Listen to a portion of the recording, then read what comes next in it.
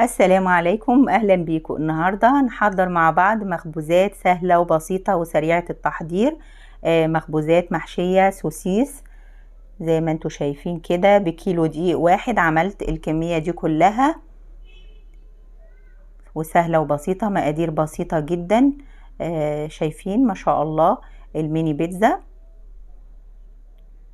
ودي مخبوزات السوسيس، محشيه سوسيس، شايفين طريه جدا وخفيفه وطعمها جميل. عايزه اقولك ان انا ما كنتش بحب السوسيس، بس اكلته في المخبوزات دي، طعمه جميل جدا وطعمه تحفه كده، مدخن وجميل. تعالي بقى نشوف عملناه ازاي. اللهم صل على سيدنا محمد. معايا كيلو من الدقيق المنخول، وعلبه زبادي، وكوبايتين من الميه، ميه عاديه عادي فتره من الحنفيه، ومعلقتين كبار من السكر، معلقه كبيره من الخميره الفوريه، نص معلقة صغيرة من الملح، معلقة الخل. المرة دي بقى اهو ما نسيتش بقى معلقة الخل، وقلت احضرها من الاول عشان ما انساهاش. ربع كوباية من الزيت. هي دي المكونات بتاعتنا، سهلة وبسيطة. انا عندي العجان، هعجنها بقى في العجان على طول. لو ما عندكيش يبقى هتعجنيها بقى، تنزلي في البولة بتاعتك كده وننزل بالدقيق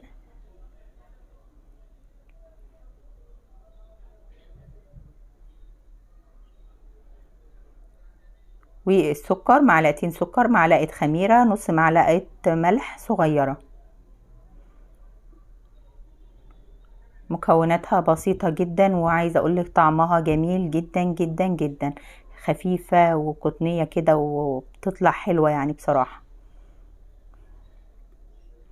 من احسن انواع البيتزات، يعني عجاين البيتزات اللي بالطريقة دي. وكمان الزبادي بيطري العجينة كده وبيخليها تطلع معاكي طعمها حلو وهشة. لو بتحبيها ناشفة بتستخدمي بيض، بيضة، وبتشيلي كوباية الزبادي، بس الافضل تعمليها بالطريقة دي، جميلة جدا. نزلت بالزبادي والمكونات الاول، المكونات الجافة الاول، وبعد كده نزلت بقى بعلبة الزبادي. قلبت المكونات الجافة الاول، وبعد كده نزلت بعلبة الزبادي معلقة الخل الكبيرة، وربع كوباية من الزيت. هسيب لكم المقادير في صندوق الوصف، سهم بتضغطي عليه اسفل الفيديو او تضغطي على العنوان بيظهر لك الوصفة على طول.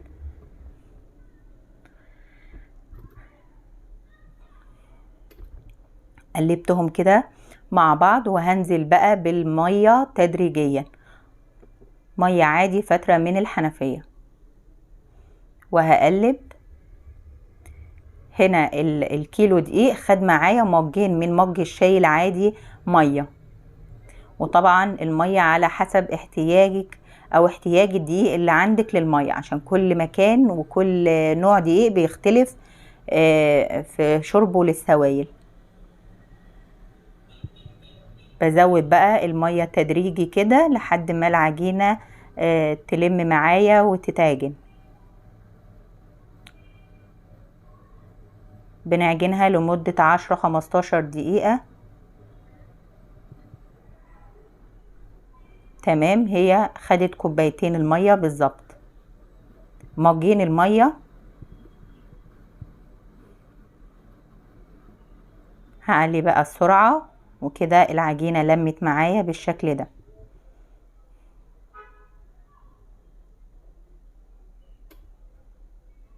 شايفين العجينة بتكون لمة وبتلزق كده بسيط.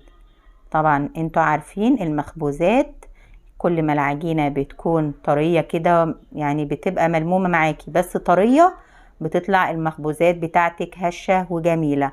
لكن لو العجينة يابسة وناشفة، المخبوزات هتطلع معاكي مكتومة ومش حلوة، وهتنشف في التسوية.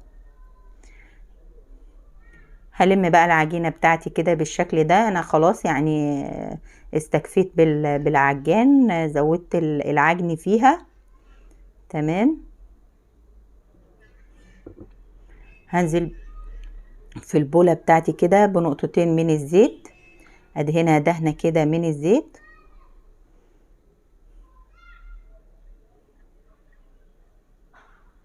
والم العجينة بتاعتي وارجعها البولة، وبعد كده اقفل عليها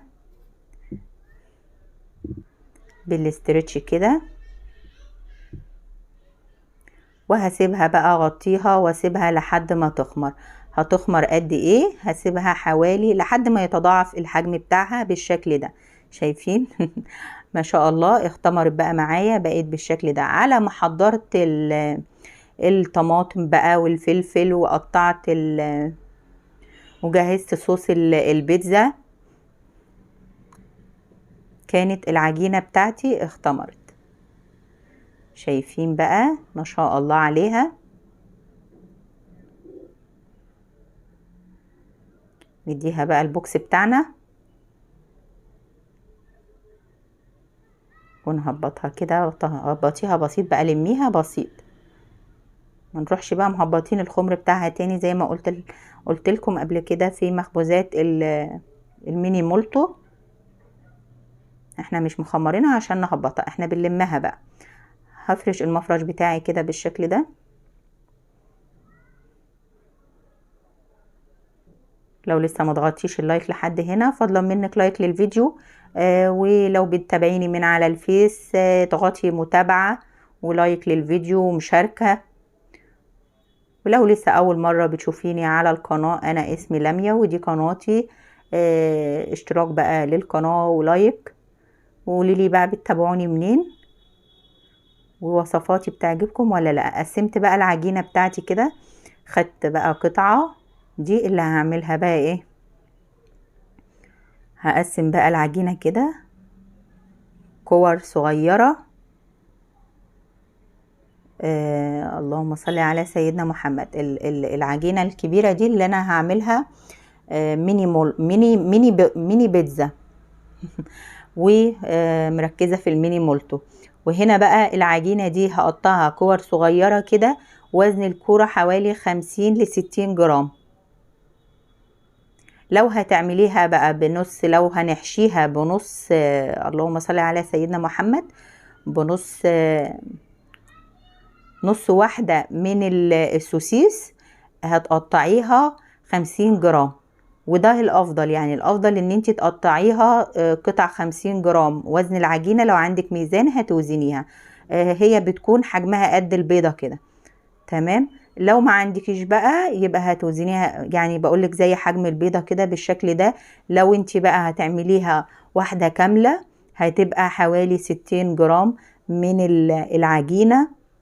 هغطي بقى هنا، حطيتها على صينية فيها رشة من الدقيق، وهغطيها بكيس كده عشان الوش بتاعها ما ينشفش، والفوطة رشة بسيطة كده من الدقيق. واجيب قطعة من العجينة وهفردها.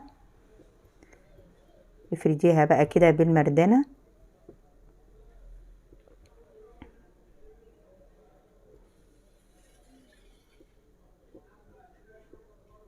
بصي هنا بقى، لو كنتي هتعمليها بنص واحدة، افرديها كده بالطول. هتشوفي هنحشيها ازاي.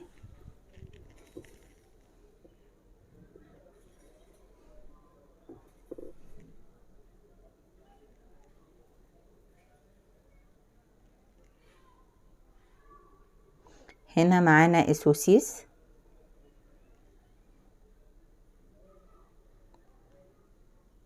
بتجيبيه من الهايبر عادي، بيكون موجود في الهايبر او السوبر ماركت. تمام. هنا بقى انا حطيت واحدة كاملة، وبضغط كده بايديا، بقفل عليها بايديا، واجيب القطعة بقى كده واقطع بيها شرايح كده بسيطة، بس ما باجيش للاخر، يعني بعمل كده فتحات. شايفين؟ ما بوصلش لاخر العجينة. وكل بقى ما تضيقي الفتحات، كل ما شكلها هيطلع احسن، وهتطلع الشكل يعني هيبقى فيه شرايط كده على المخبوزات بتاعتك اكتر. اقفلي بقى عليها كده من الجنبين. تمام. هفرد واحدة كمان.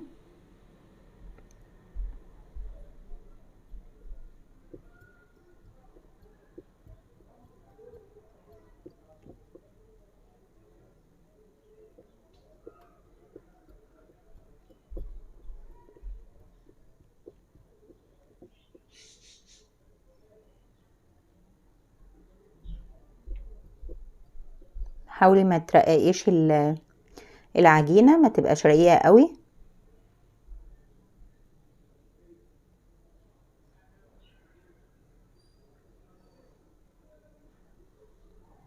وجبت واحدة كمان من السوسيس وبقفل عليها كده بالشكل ده وبضغط، وهفتحها بقى كده بالشكل ده بسكينة بقى مسنونة او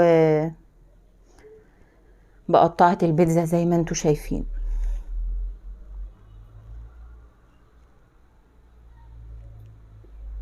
العجينة دي ممكن نعمل بيها كذا شكل كذا شكل من المخبوزات، وممكن كمان تحشيها لحمة يعني بنفس الطريقة كده زي ما انا ما بعمل. مش شرط سوسيس، تحبيش السوسيس ممكن تحشيها لحمة، تحشيها فراخ، هتطلع معاكي جميلة جدا.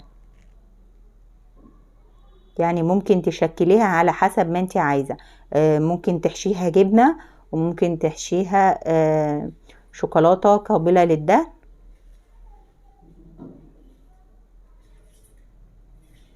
الحشوة بقى اللي تعجبك احشي بيها. تمام، شايفين؟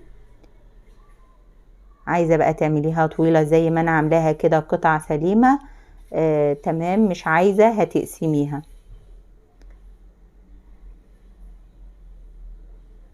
خدي بقى قطعة كده ولفيها، تمام، واقفلي عليها كده بالشكل ده.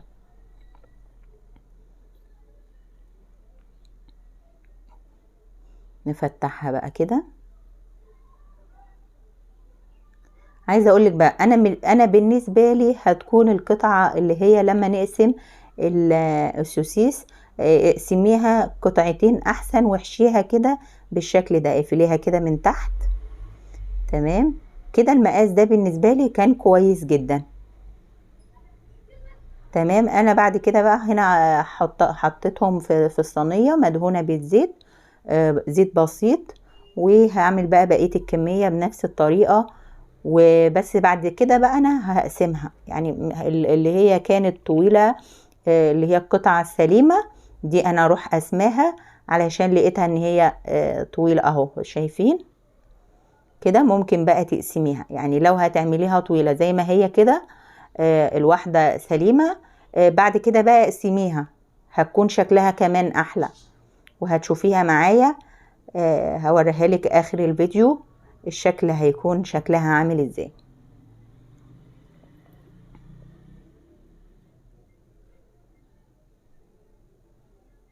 بنقفل عليها كده. تمام اهو. هنا كانت واحدة كبيرة طويلة قسمتها. هجيب الصينية بقى بتاعتي كده، انا خلصت الكمية كلها اهي بالشكل ده، وخليت قطعتين اللي هعملهم ميني بيتزا زي ما انتوا شايفين. اللي لقيتها طويلة رحت قسماها نصين. تمام، هسيبها بقى تخمر، هدخلها في الفرن كده تخمر. طبعا الفرن مش مشغلاه، انا هدخلها بس في الفرن مكان كده علشان تخمر فيه، على بس ما هشكل الميني بيتزا هتكون خمرت. شايفين؟ هنا انا بقول لكم بقى لما لقيتها طويله رحت قسماها. انت ممكن بقى لو بنص واحده هتعملي القطعتين زي القطعتين دول، ودول الافضل، او تعمليها واحده كامله وتقسميها زي ما انا ما قسمت. هنا بقى جبت العجينه بتاعتي كده، وهعمل بقى الميني بيتزا. اي قطاعه بيتزا بقى عندك، ما عندكيش قطاعه بكوبايه كده زي ما انا بعمل. انا ما عنديش القطاعه فبستخدم الكوبايه، اي حاجه يعني بتمشي الغرض. بلم دي بقى كده بالشكل ده. طبعا دي انا بلمها وبسيبها ترتاح شويه، وبعد كده باخدها افردها تاني واعملها. هنا صينيه مدهونه عليها رشه من دي السمولينا، دي البسبوسه، بتخلي المخبوزات بتاعتك او الميني بيتزا ما تلزقش في الصينيه.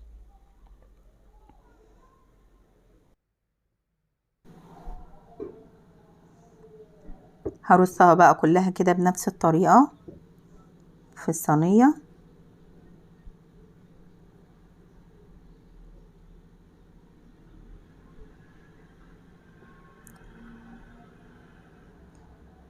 هنا بقى العجينة التانية هقسمها كده.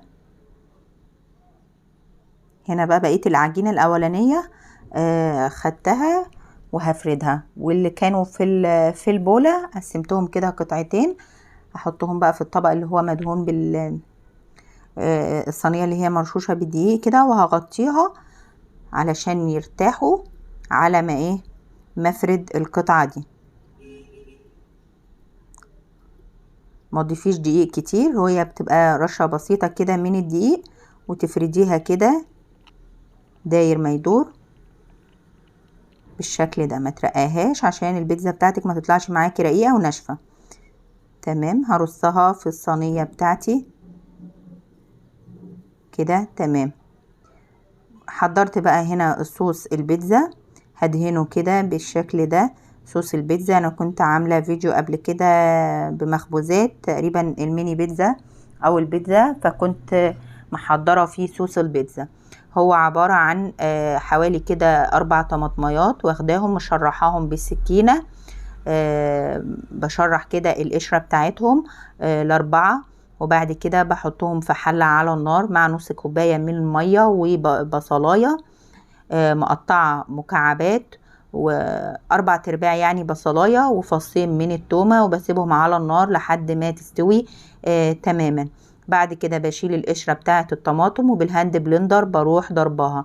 ما عندكيش هاند بلندر يبقى تسيبيها تبرد خالص، وبعد كده تحطيها في الخلاط وتضربيها، وبعد كده ترجعيها الحلة مع الملح. ظبطي الملح بتاعها، ومعلقة من السكر، ومعلقة من الزعتر، زعتر الجاف. ماشي، وبتسيبيها بقى تغلي غلوة كده على النار، وبعد كده بتطفي النار عليها وتسيبيها تبرد، وبتستخدميها بقى كده للبيتزات بتاعتك. بتكون احلى صلصة بيتزا سهلة وسريعة ممكن تعمليها، وطعمها بيكون جميل. تمام، معايا هنا جبنة موتزاريلا، بستخدم الحمد. اي نوع جبنة بقى انتي بتحبيه هتستخدميه. بحط حشوة الجبنة كده بالشكل ده، وبضغط عليها علشان تثبت على البيتزاية.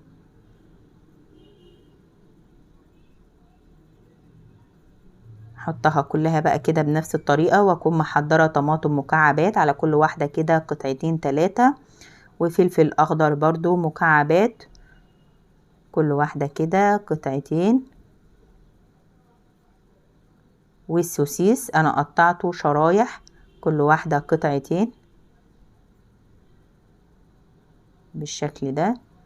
والزيتون معايا الزيتون المخلي كده بالشكل ده، اخضر او اسود اللي تحبيه. تمام، وكده خلاص خلصنا. ادي صينية، وادي الصينية التانية ما شاء الله بكيلو دقيق. ادي صينية، وادي الصينية التانية حضرتها كده بقى، وبقيتها عملتها بالجبنة بس. ومخبوزات السوسيس دهنتها بحليب، 1/4 كوباية من الحليب مع معلقة سكر، ودوبتهم ودهنتها فيها، ودخلتها في الرف الأوسط درجة حرارة 180. هنا كانت الكهرباء قطعت، معرفتش اصور بقى. بتاخد حوالي 10 دقايق في الفرن. بعد كده بتكوني مولعة من تحت بس، بتاخد لون من تحت بتولعي لها الشواية. واهم حاجة على ما تاخد لون كده بتروحي مخرجاها، ما تسيبيش المخبوزات في قلب الفرن والشواية شغالة وتتلخمي وتروحي تعملي اي حاجة تانية. تمام، بخرجها بقى من الفرن، واروح رشاها برشة من المية كده، واغطيها. شايفين المخبوزات بتاعتي غطيتها بفوطة، وبعد كده بسلكها كده بالشكل ده. شايفين ما شاء الله طالعة هشة وطرية، شايفين جميلة جدا طبعا لساندوتش، مش للساندوتشات بقى، هي جاهزة كده، حاجة تبقى جاهزة عندك كده للولاد في المدارس او للفطار او العشاء. مخبوزات جميلة جدا مع كوباية شاي بقى، كوباية حليب، كوباية شاي بلبن، كوباية نسكافيه، اي حاجة عايزة تشربيها جنبها جميلة جدا. عشاء خفيف. وزي ما قلتلك ممكن نحشيها اي حشوة، حشوة الفراخ، حشوة اللحمة، حشوة الجبنة، حشوة الشوكولاتة، الحشوة اللي تعجبك. شايفين دي اللي هي كانت محشية بنص قطعة من السوسيس. شايفين طرية وهشة كده وجميلة. مخبوزات عايزة اقولك دي بقى اللي هي قسمناها، ودي اللي هي القطعة السليمة. وكمان الميني بيتزا بقى اهي بالسوسيس، شكلها جميل وريحتها تشهي وطعمها كمان خطير.